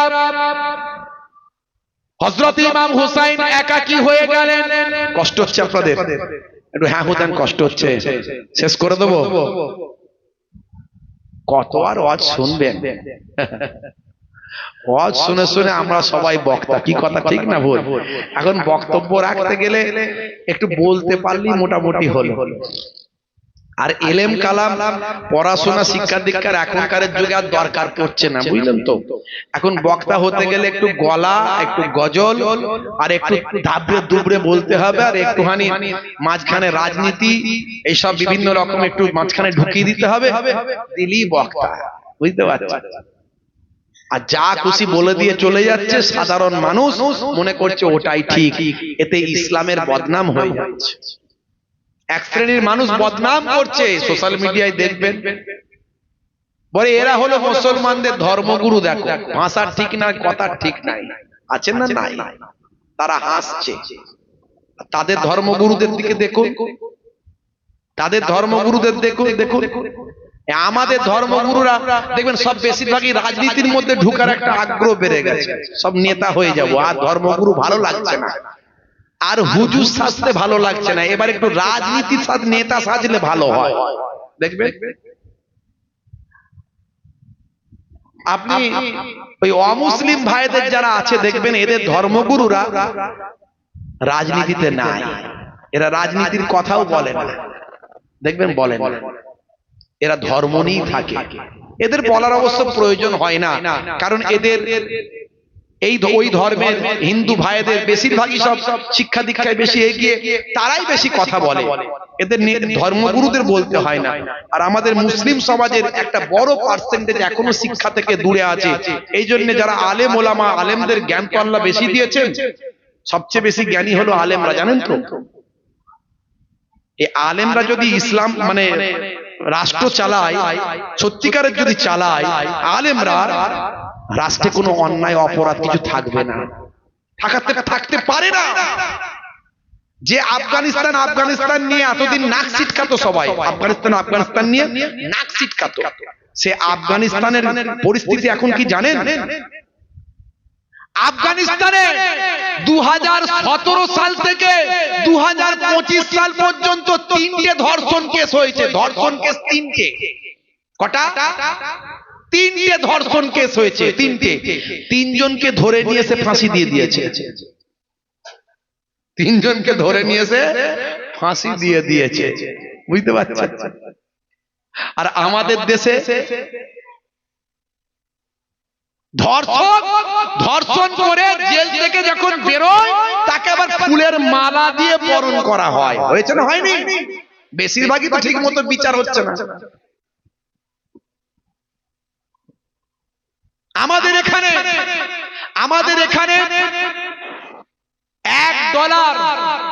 $1 সমান 100 কত 70 টাকা না 60 টাকা না 80 টাকা। $1 সমান $1 মানে 160-70 টাকা দিলে আপনি আমেরিকার 1 টাকা পাবেন,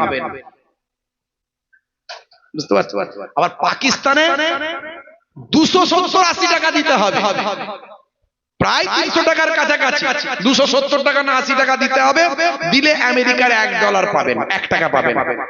মানে আমেরিকার 1 টাকার যা মূল্য, পাকিস্তানের 270-80 টাকার তাই মূল্য, বুঝতে পারছেন কোন জায়গায় পৌঁছে গেছে? বুঝতে পারছেন?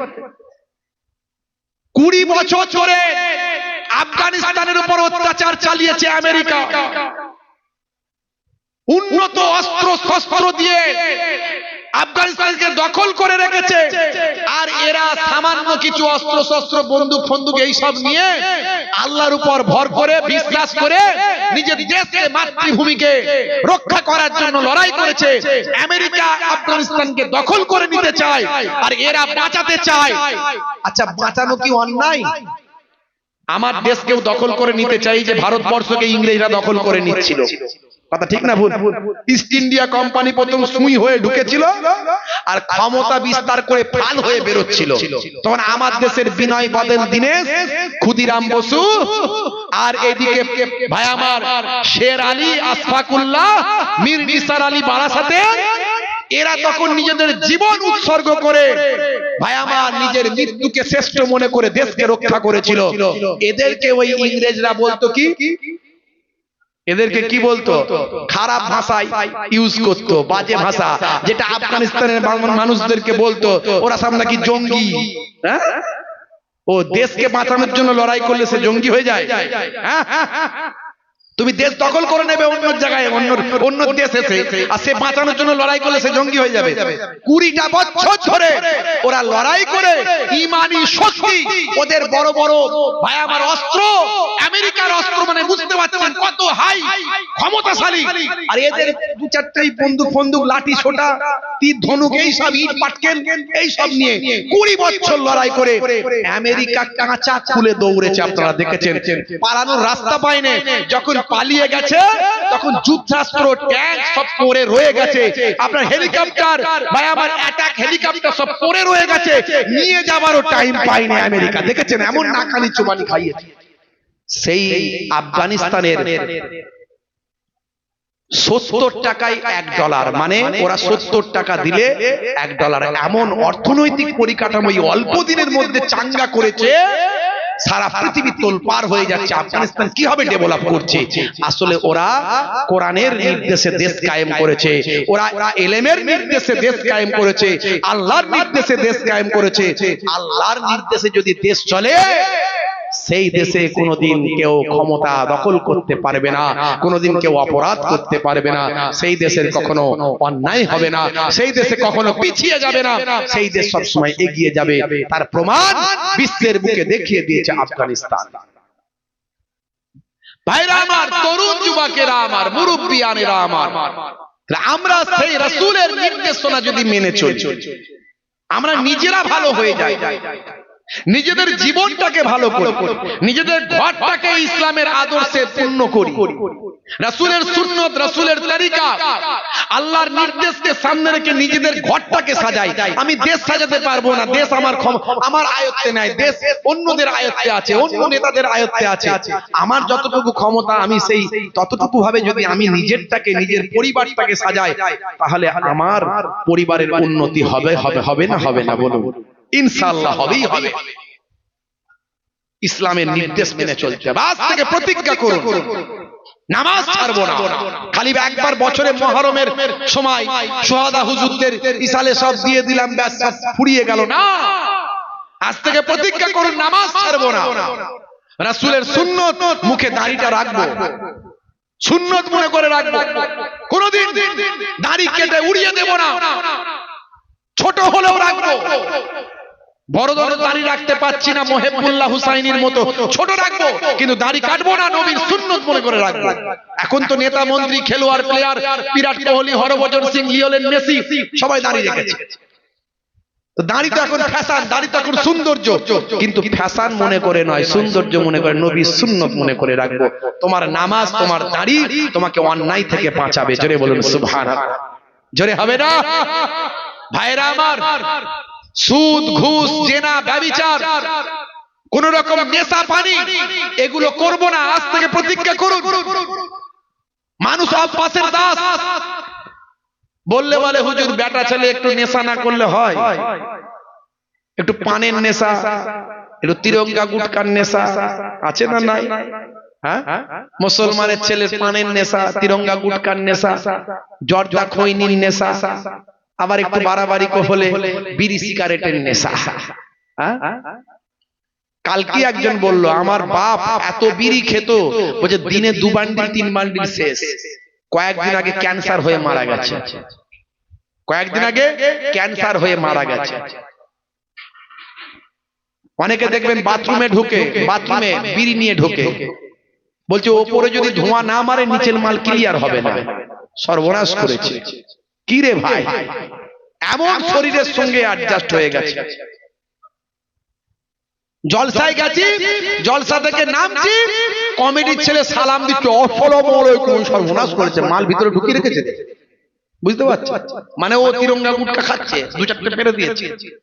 যেদিনে জলসা করাই সেদিনে কমেডির ছেলেরা আবার টেম্পার বেড়ে যায়, মানে অন্যদিন 10টা তিরঙ্গা গুটকা খেলে ওই 30টা খায়। কানের কাছে এসে বলছো হুজুর দোয়া করবেন, সাইড সরে যা সরে যা। আমার একদম এই গন্ধ সহ্য হয় না একদম। বিড়ি সিগারেট তিরঙ্গা গুটকা। বলে হুজুর নেশা না করলে কি বেটা ছেলে হয়? আমি তোমার সামনে বসে আছি, আমার তো কোনো নেশাই নাই, তাহলে কি আমাকে দেখে কি মনে হচ্ছে? হাই রে হাই, নবীর আদর্শ, নবীর আখলাক আপনাকে আমাকে মেনে চলতে হবে। ইমাম হুসাইন রাদিয়াল্লাহু তাআলা আনহু কারবালা ময়দানে পৌঁছে গিয়েছিলেন, আপনারা জানেন, দ্বীনের জন্য, ইসলামের জন্য।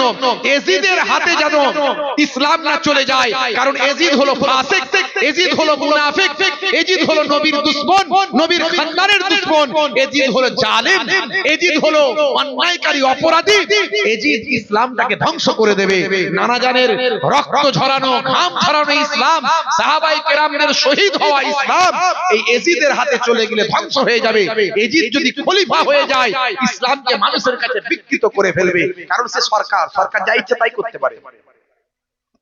ইমাম হুসাইন মেনে নেন, তার হাতে বায়াত হননি। যদি এজিদের হাতে বায়াত হয়ে যেত, ইমাম হুসাইনদের কাউকে শহীদ হতে হতো না। বলনা বায়াত হবে না, শহীদ করে দাও। জীবনের শেষ রাত ইমাম হুসাইন রাদিয়াল্লাহু তাআলা আনহু ভাই আমার আল্লাহর কালামুল্লাহ পাক তেলাওয়াত করছেন। এটুকু বলে দেবো না ছেড়ে দেবো? বলে দেবো, শেষ কথা বলে দেবো।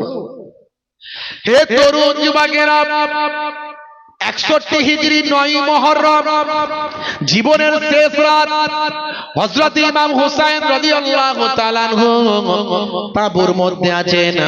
এমন সময় রাতের বেলা তিলাওয়াত করছেন আল্লাহর কালামুল্লাহ পাক।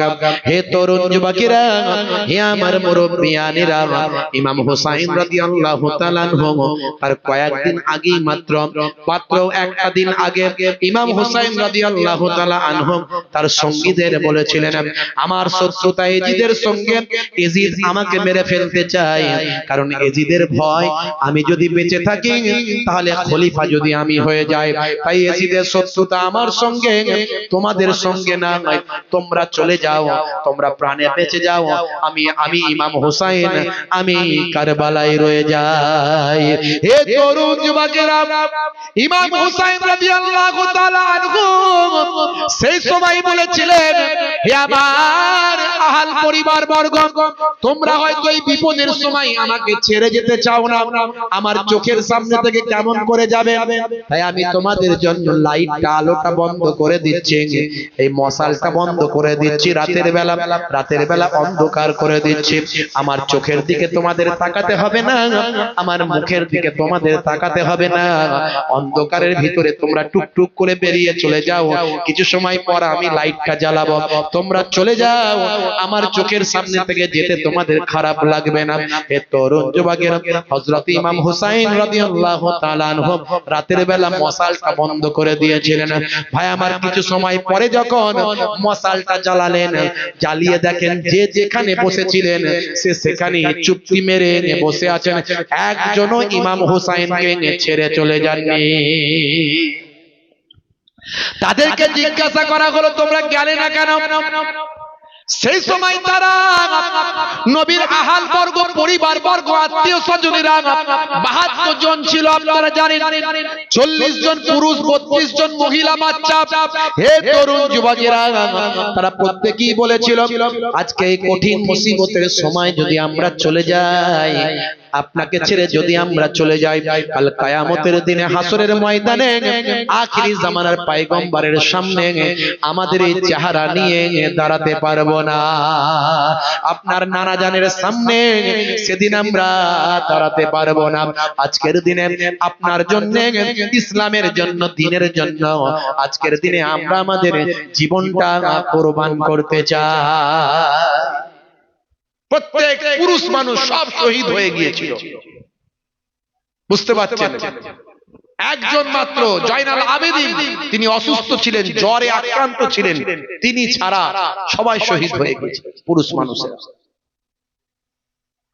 2.5 বছরের আলী আসগারকে নিয়ে বিবির অনুরোধে, স্ত্রীর অনুরোধে 2.5 বছরের আলী আসগার ভাই তরুণ যুবকেরা, স্ত্রী বললেন যান একটু ময়দানে কারবালায় গিয়ে জালেমদেরকে দেখান। আজ কয়েকদিন ধরে পানি না থাকার কারণে বাচ্চারা পানির পিপাসায় কষ্ট পায়, পানির জন্য তাদের কলিজা বের হয়ে যায়। আহারে, কয়েকদিন পানি পান না করার কারণে আমিও তো পানি না খাওয়ার কারণে মাতৃদুগ্ধ শুষ্ক হয়ে যায়। বাচ্চাকে আর পানি দেওয়ার মতো কিছু নাই, মাতৃদুগ্ধ দেওয়ার মতো কিছু নাই। আরে জালেমের দল, নিষ্ঠুর অত্যাচারীর দল পানিটা বয়কট করে দিয়েছে। ফোরাত নদীর পানি আল্লাহর নদী, আল্লাহর দেওয়া পানি তারা আটকে দিয়েছে। জান জান একবার ময়দানে কারবালায় গিয়ে এই কলিজা টুকরা শিশু 2.5 বছরের নবী খানদানকে একবার গিয়ে দেখান। এই শিশুটার সঙ্গে তো তাদের দুশ্মনী নাই, এই শিশুটাকে যদি এক পেয়ালা পানি তারা দিয়ে দেয়। জান জান জান আল্লাহর নবীর কলিজার টুকরা নওয়াসে রাসূল হযরত ইমাম হুসাইন রাদিয়াল্লাহু তাআলা আনহু বললেন, নবীর নাতি কখনো ভিক্ষা করতে পারে না, নবীর নাতি কখনো কারো কাছে হাত পাততে পারে না। হে তরুণ যুবকেরা, স্ত্রী বললেন, হে আমার প্রিয়তম স্বামী, পানি হলো আল্লাহর দান, জালেমরা আটকে রেখেছে, তাই এই জালেমদের কাছে গিয়ে পানি চাইলে ভিক্ষা করা হলো না, আল্লাহর দান চাওয়া হলো। আল্লাহর পানি আল্লাহর জমিনে আছে, সেই পানি চাওয়া হলো। জান জান আমাদের চোখের সামনে বাচ্চাটা দুনিয়া ছেড়ে বিদায় নেবে পানির অভাবে, এটা কেমন করে মেনে নিতে পারি? জান জান জালেমদের একবার আপনার বাচ্চাটাকে দেখান। ইমাম হোসাইন নিরুপায় হয়ে স্ত্রীর কথা শুনে বারবার বলতে বলতে ইমাম হোসাইন হযরতে 2.5 বছরের আলী আসগার রাদিয়াল্লাহু তাআলা আনহুকে নিয়ে আস্তে আস্তে ময়দানে কারবালায় গিয়ে বললেন, আমি তোমাদের সঙ্গে যুদ্ধ করার জন্য বেরোইনি, এখন আমার সন্তান কলিজার টুকরা আলী আসগারকে দেখানোর জন্য বেরিয়েছি। হে আমার নানা জানের উম্মতেরা, তোমরা তো আমার নানা জানের নামে কালেমা পড়েছো, তোমরা যখন আযান দাও আমার নানা জানের নামটা আযানের মধ্যে দিয়েছো, তোমরা যখন নামাজ পড়ো তখন নামাজের মধ্যে আমার নানা জানের নাম দরুদে পেয়েছো, আমার নানা জানের নাম নিয়ে কালেমা পড়েছো। আমার নানা জান তোমাদের ইসলাম দিয়েছে, সেই নানা জানের উম্মত বলে তোমরা দাবি করো, আর সেই নানা জানের নবী বংশকে তোমরা আজকে শহীদ করে দিচ্ছ। যা করছো করছো, তোমাদের শত্রু আমার শত্রুতা আমার সঙ্গে, আমার এই ছোট্ট বাচ্চাটার সঙ্গে তোমাদের তো শত্রুতা নাই। এই 2.5 বছরের আলী আসগারকে যদি এক পেয়ালা পানি দাও আজকে তোমরা, কাল কিয়ামতের দিনে যেদিন নানা জান হাউজে কাউসারের মালিক হবেন, ইন্না আতাইনাকাল কাউসার ফাসাল্লি লিরাব্বিকা ওয়ানহার ইন্না সানিয়াকা হুয়াল আবতার। এই 2.5 বছরের আলী আসগারকে যদি আজকে একটু পানি দাও এক পেয়ালা, সেদিন কাল কিয়ামতের দিনে নানা জানকে বলে নানা জান হবেন হাউজে কাউসারের মালিক, আমি কাউসারের পানি তোমাদেরকে পান করাবো, তোমাদেরকে দেব। এক পেয়ালা পানি আমার বাচ্চাটাকে দেখে তোমরা দাও। হে তরুণ যুবকেরা, জালেমদের মনে কোনো দয়া হলো না, কোনো মায়া হলো না। 2.5 বছরের আলী আসগারের দিকে লক্ষ্য করে বিষাক্ত তীর নিক্ষেপ করল। পাপের কোলে তরপাতে তরপাতে রক্তের ফোয়ারা বেরোতে শুরু করলো। সারা চেহারা ইমাম হুসাইনের লালে লাল হয়ে গেল। 2.5 বছরের কলিজার টুকরা আলী আসগার ভাই আমার পিতৃকোলে, পিতার কোলেতে তরপাতে তরপাতে শহীদ হয়ে গেল। ইন্না লিল্লাহি ওয়া ইন্না ইলাইহি রাজিউন। ওরে জিদ সেনা এই দেখনা, পিপাসাই কাতরাই মোর ছেলে, কোনো দয়া নাই তীর সে চালায় আলী আসগারের ওই বুকেতে, আলী আসগারের ওই বুকেতে, ও আলী আসগারের ওই বুকেতে।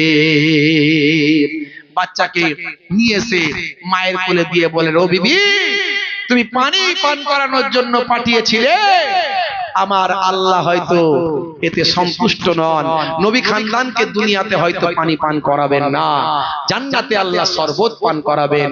এই নাও জিন্দা বাচ্চাকে নিয়ে গেলাম আর শহীদ বাচ্চাকে তোমার কোলে ফিরিয়ে দিলাম।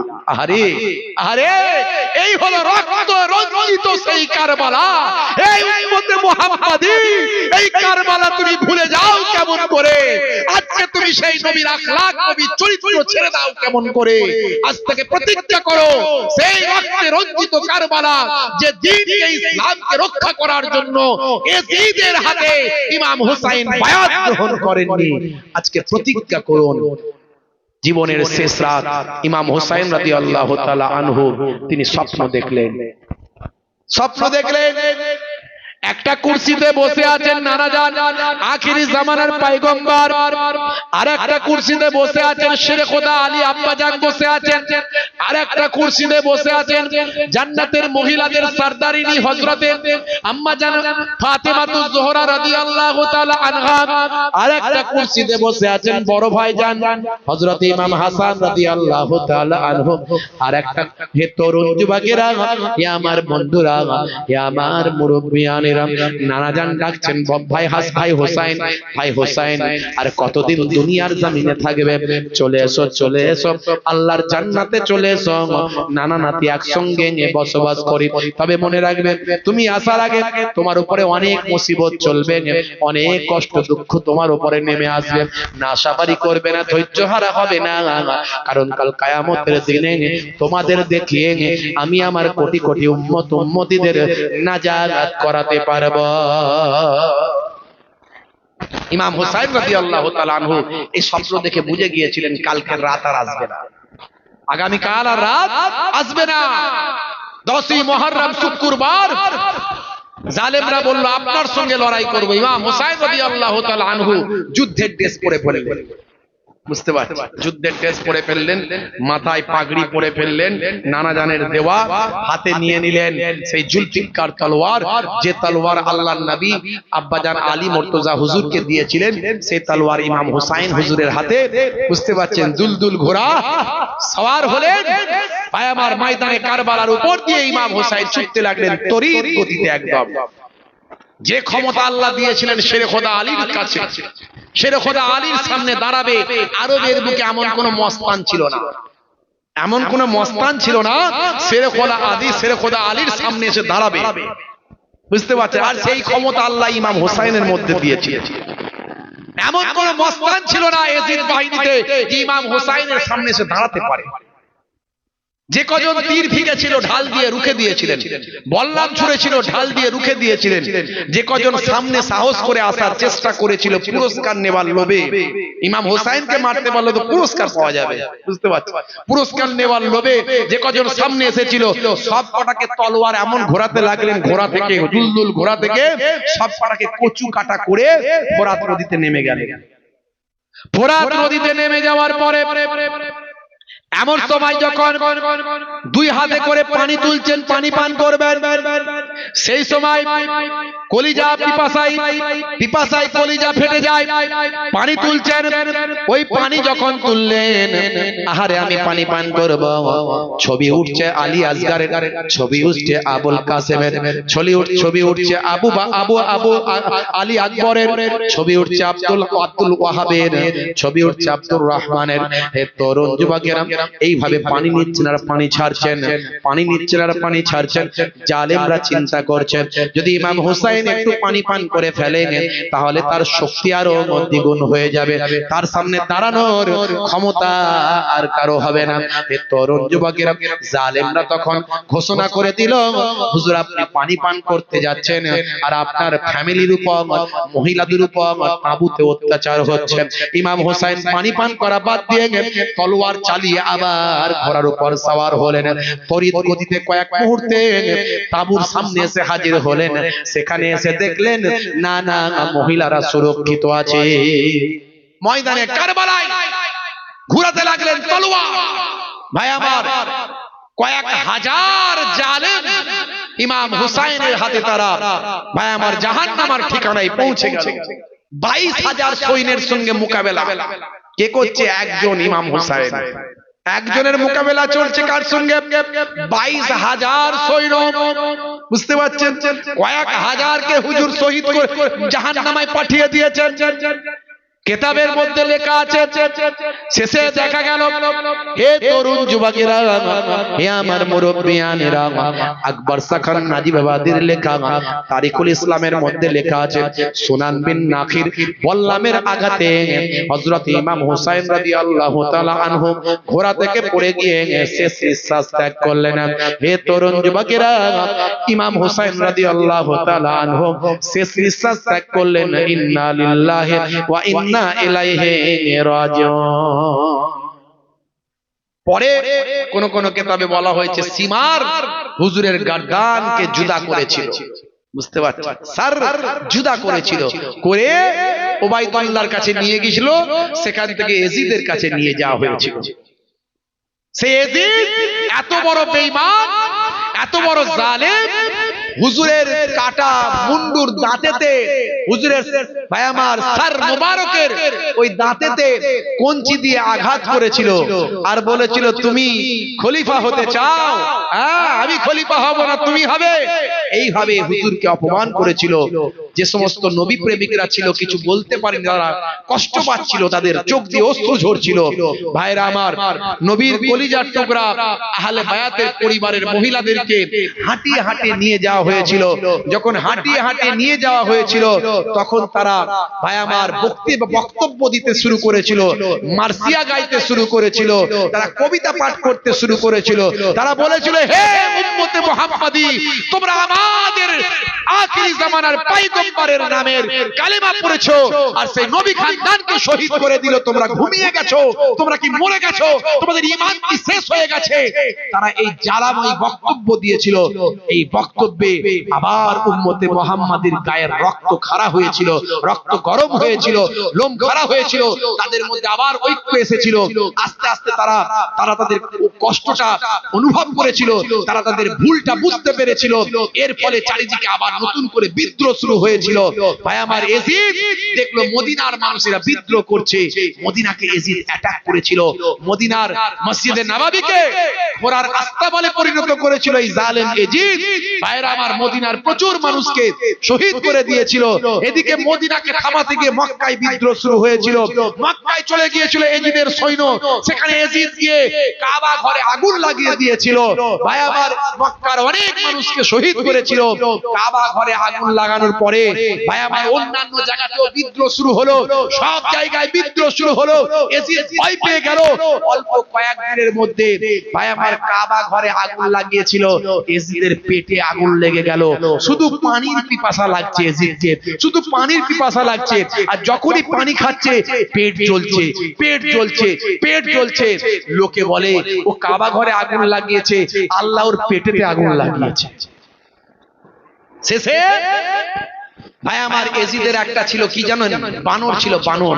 বানর, এই বানর একদিন পালিয়ে গেল তার কাছ থেকে জঙ্গলের দিকে।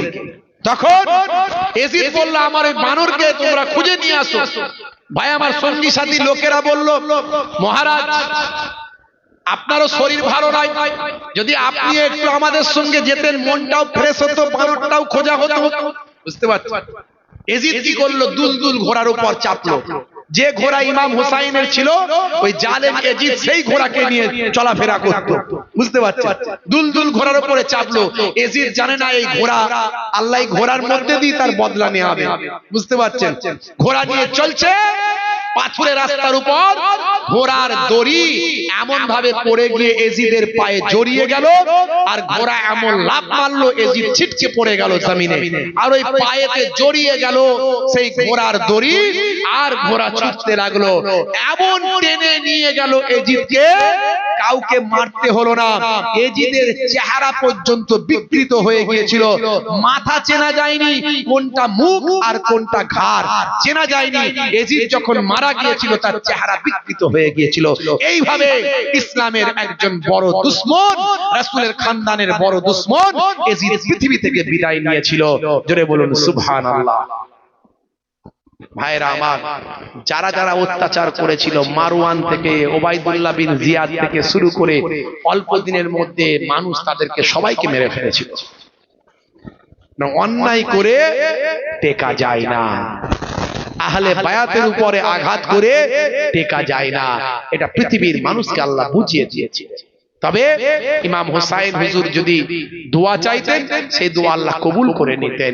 সেই ইমাম হোসাইন হুজুর তিনি কিন্তু বদলা চাননি।